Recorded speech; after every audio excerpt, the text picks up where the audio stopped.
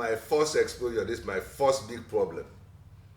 So I stood here in front of the school campus and I saw people that are just fast. They are going bump. They look like me. They look like Nigerians.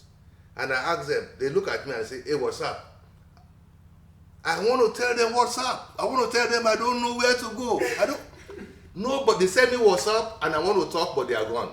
My name is John Miwa Ogule, and I am with Orishua Daniel Etuwewe on Who and What Next.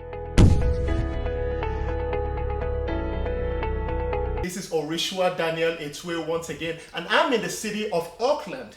I'm here to speak to a special guest. Yeah, I said it, a special guest. And you please want to stay seated wherever you are and watch till the end of this episode. I promise you it's going to be very, very interesting and informative. Thank you. So how are you doing today, sir? I'm fine, my brother. How are you? Thank you for inviting us. What do we call this place again, please, sir? This is Enugu House. Enugu House. In Oakland, California. This is Enugu House in Auckland, California. Before we head on straight to the questions, what do we do here in Enugu House? Well, this building is owned by a Nigerian citizen. Okay. And it's a CPA. There's a law firm upstairs. And there are a couple of businesses downstairs. This premises that we are using is called Mickey House. Mickey House. Mickey House is a private clubhouse for Nigerians professionals. And every now and then, every 2 weeks actually, we gather here to unwind. Okay. Stress relief.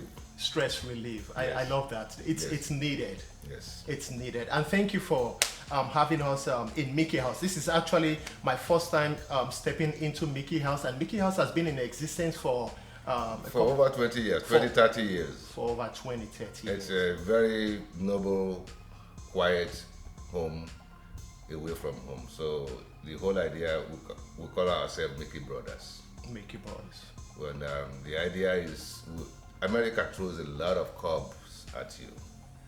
You have all kinds of problems at work if you work for a firm or a corporation or a company, or if you own your own business. There's a lot of things you have to do.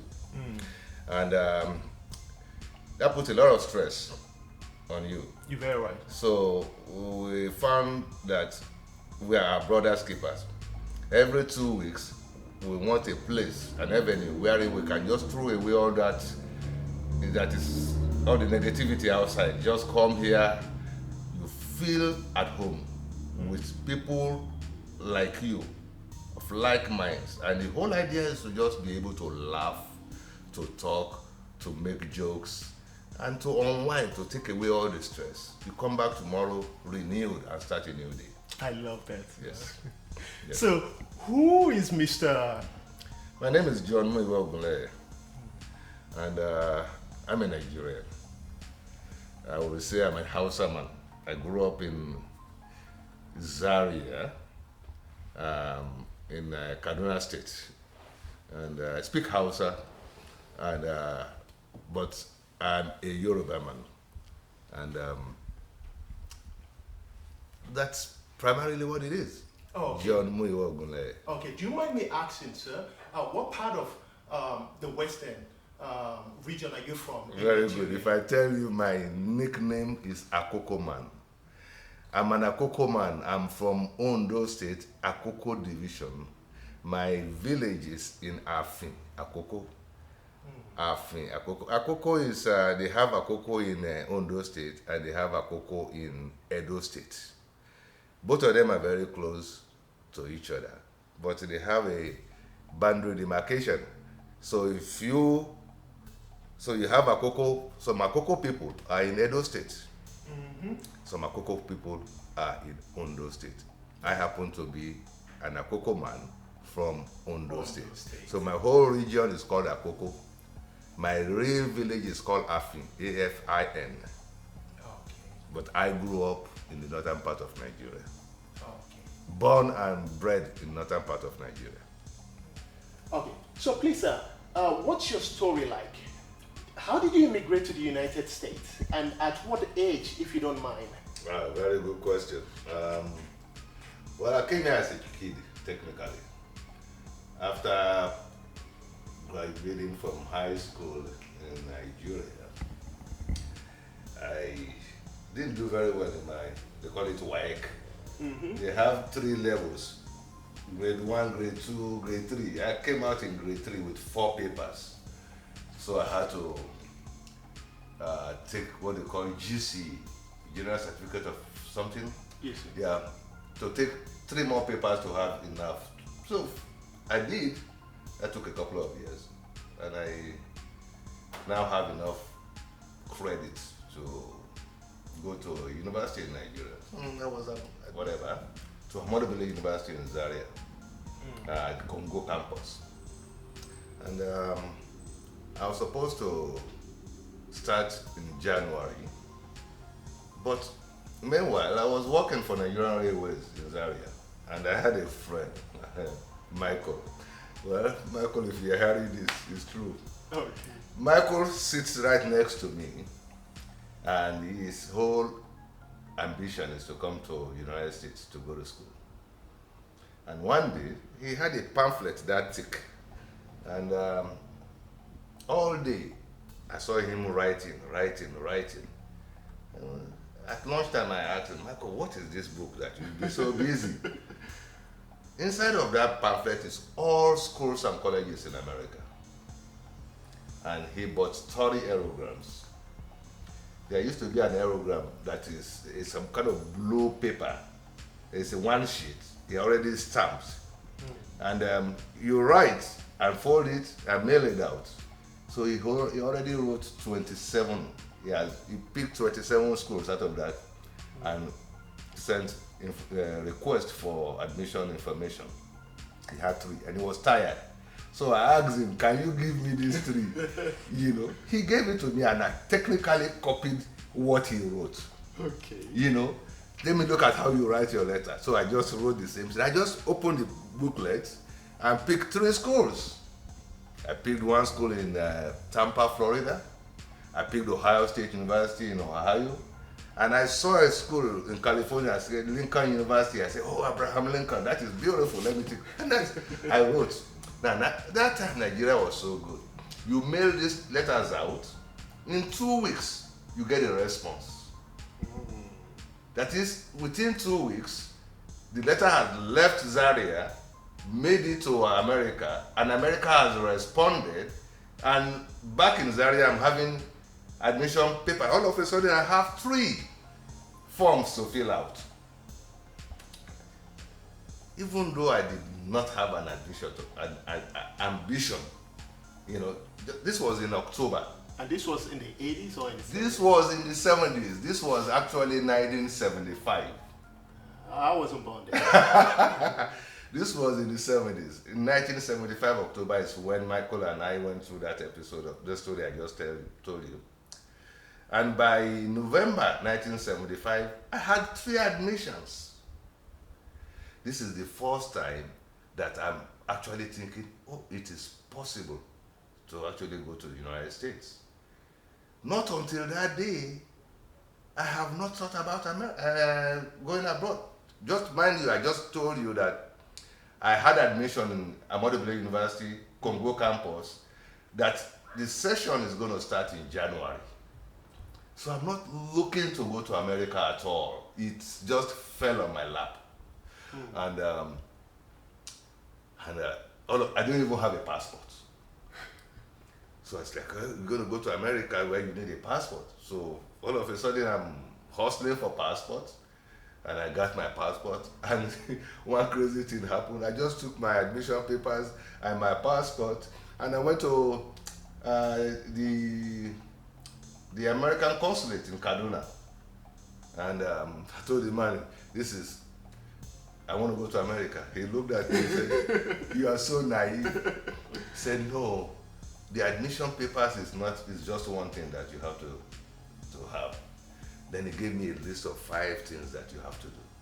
You have to go and get exchange control approval. That is how to transfer funds from Nigeria. You get 5 things. Anyway, Those things take some people 2 years to accomplish. In my own case, every door I knock, it opens. Within 2 months, within 2 months, all the things that the man said I should get together, I got it together. And I took it back, and I met the same man at the Mr. Schultz at the consulate in Kaduna. And when I got there, it's like there were a lot of people. I was like, wow, wait a minute, I should have come here early. And I expected maybe it's too late. Within 5 minutes, they called me. As they called me, everybody is telling me, oh, don't go, don't answer. I said, wait a minute, my name is Ogunlaye now. They just called me, why shouldn't I answer? They said, the man there is a very wicked man. That he's not going to give you any visa, and he's going to stamp your passport. I said, no, if you want to stamp it, I'm going to answer. So I answered. And Mr. Schultz has already looked at all my paper, and he didn't even interview me. He was just talking to me about America. And he said I should go, and make a payment. I think it was 10 naira, 50 kobo or something like that. And I should come back and get my visa. And that is it. I got my visa, it was smooth, and when I came out, everybody saw me. I'm the first person to go to the cashier that day. And if you go to the cashier, that means you have gotten a visa. So everybody said, hey, you got your visa? Yeah, I got my visa. So that is how I left. I left in February. So my first thought or open eye to even the possibility of coming to America was in October 1975. By February 1976, I was in America. Yes. America was not what I thought it was. And I was so lonely that if I knew how to purchase a ticket to go back, I would have gone back to Nigeria. Mind you, here, if you look at what I was telling you from the beginning, I had an admission at Ahmadu Bello University, Zaria. Back in those days, when you have an admission, you get a room, they give you meal voucher. So when you are on campus, you have breakfast, lunch, and dinner. I came to the United States and landed in San Francisco. That was the first, actually landed in New York. So New York was a completely different exposure. But eventually I made it. My destination was San Francisco, and I made it to San Francisco. And I'm expecting the same standard of things like in campus, like in Nigeria, like Ahmadu Bello University or University of Ife or something like that. And I went to this school, one big building, and that was it. I saw the law students taking the exam. I said, okay. I came at night at 1 a.m. It's like, okay, I'm expecting that minimum standard like in Zaria. I said, where am I going to sleep? Where are you going to sleep? You can sleep anywhere you want to sleep. I said, really? I mean, is there a campus? Is there a dormitory? He said, no, we don't have. This is a school. That is about 6-story building. There are classes here, labs are here, but it's at 1 a.m. And you have to come back tomorrow morning to see the dean of admissions, and you go from there. So that was one of the longest nights in my life. So where am I going to sleep? They told me to go to YMCA and rent a room for the night. And that was a very long night. I would think I'm sleeping. I look at the time, it says 2:30. I go to sleep. I thought I've slept 3 or 4 hours. I look at the time, it says 2:40. So it's been only 10 minutes. Eventually, I made it till 7 a.m. I took a taxi back to school. I had in 76, we men, we wear labo pants. Yeah, the boot cut. Yes. I have afro here, And went to school, met the dean, went through the admission process and class picking and stuff like that. And it's like, okay, where am I going to sleep? Now, when I came into this country, I know nobody in the whole of America. I don't have a friend. I don't have an uncle. I don't know anybody. That must have been very challenging. 300 million people. I don't know one out of them. So from New York to California, from Nebraska to Florida, I know nobody. If you give me a phone, say contact somebody, call somebody, I know zero. I don't have a classmate that has come to America before. I don't have anybody in my family that has come to America before. I don't know anybody in my village, in my environment, anywhere. So I was here, alone? Alone. Give me a phone, say make a phone call. I can't make a phone call. I don't know anybody. So it's like, and here I come to a school, they don't have a dormitory. You have to go and look for a place to live. Mind you, I'm just leaving my father's house. So this is the first time I am actually alone. So tonight, I have to sleep somewhere. So how did you cope with the funding? Making payment for accommodation? In those days, when you get an admission, I came here on what we call an F1 student visa. So I actually came here to go to school. It's a prerequisite that you have to pay in advance 1 year estimated school fees for tuition and boarding. At that time, it's estimated to be around $5,000 to $6,000. Things were very cheap. I mean, now you go on bridges and you pay $5 at that time you go on the bridge, it's $1 to cross the bridge. Gasoline is like 87 cents a gallon.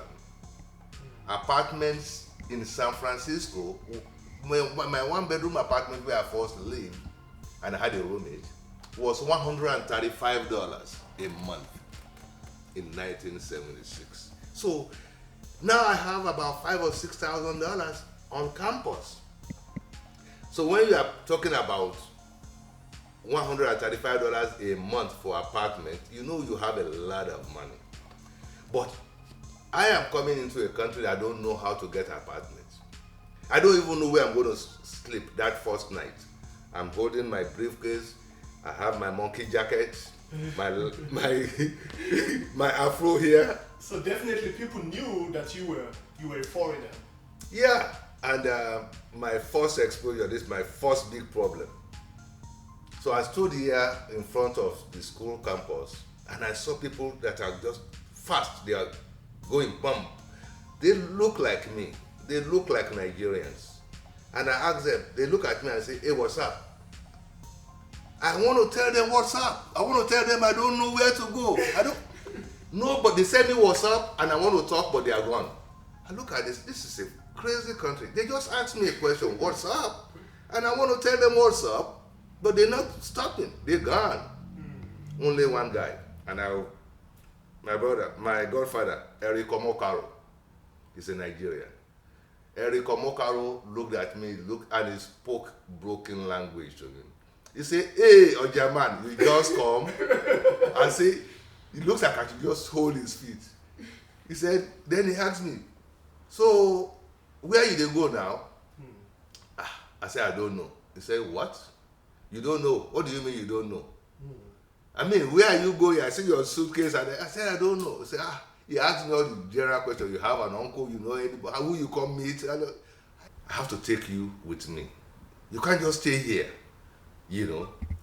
So, come, let's go. We'll figure it out. And Eric took me to his house. He had a roommate, Godwin Omorowan. I know you are in Texas somewhere. We haven't spoken in a little while. Godwin was his roommate. So 2 Nigerians living in a 1-bedroom apartment, and they took me. That was my first day. That was like a godsend. Eric just took me to his house. As soon as I got there, I really haven't slept. like in 2 days. You know, once I felt comfortable, I was knocked out. I slept so deep, he had a problem waking me up.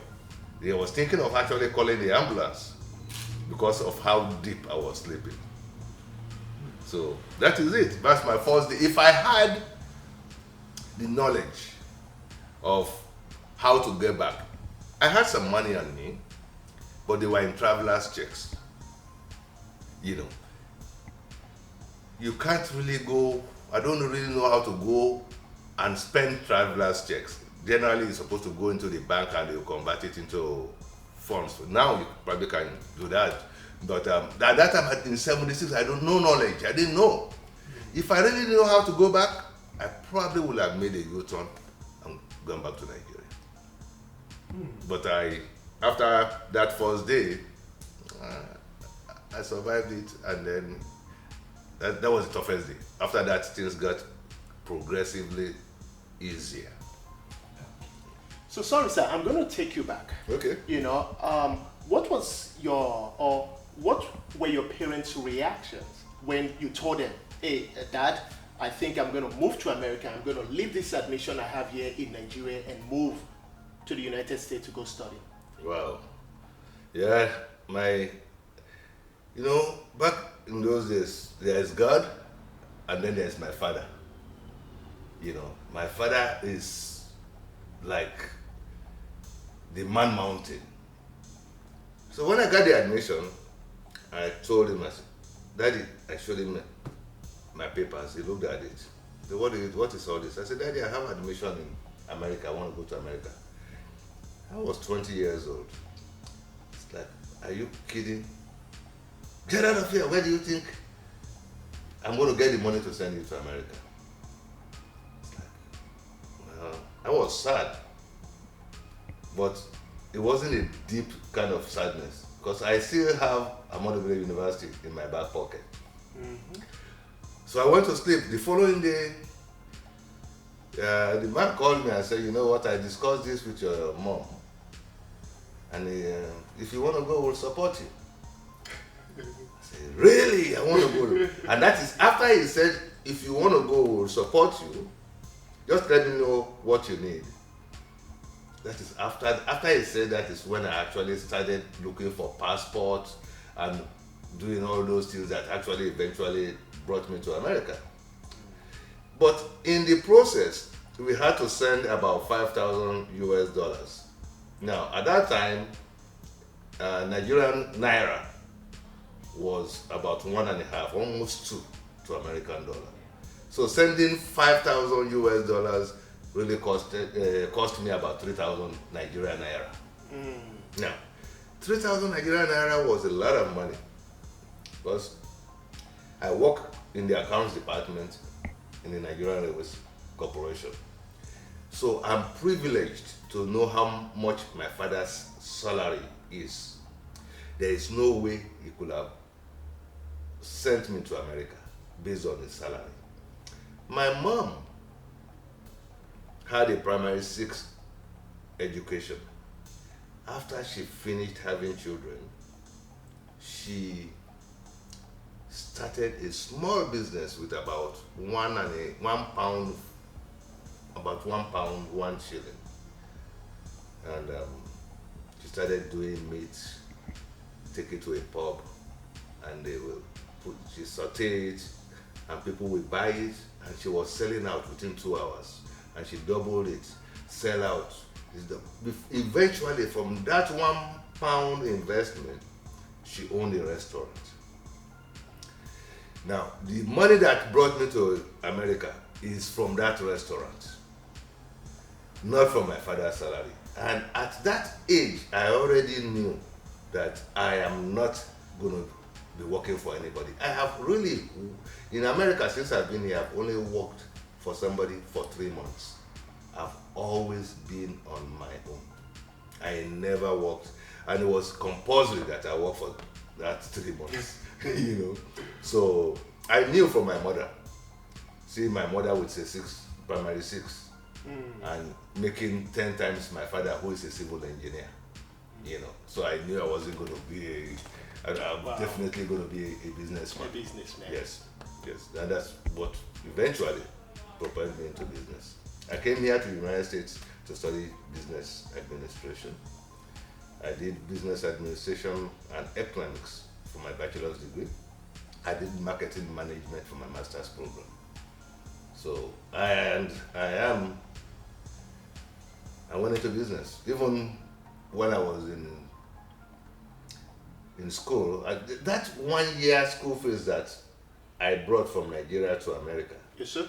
was the only money that came to me with me into this country. You know, there's no way for our parents to sustain at that time 5,000, 6,000 US dollars. There was no way, absolutely impossible. So 6 or 8 months after I got into America, I've exhausted that $5,000, and now I need to fend for myself. My parents tried to send me some money towards the end of the first year.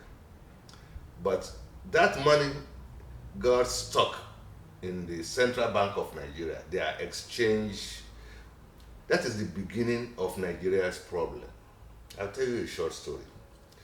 The beginning of Nigeria's corruption was evidenced by we students here that are foreign students. What they do, my father will send 5,000, your father will send 5,000, her father will send 5,000. Somebody will sit on that money.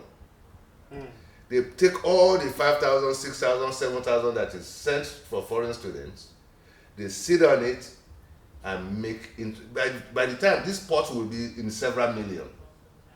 They hold it for 6 months and they make interest on it, then they disburse the money. Meanwhile, we have 6 months of hardship here.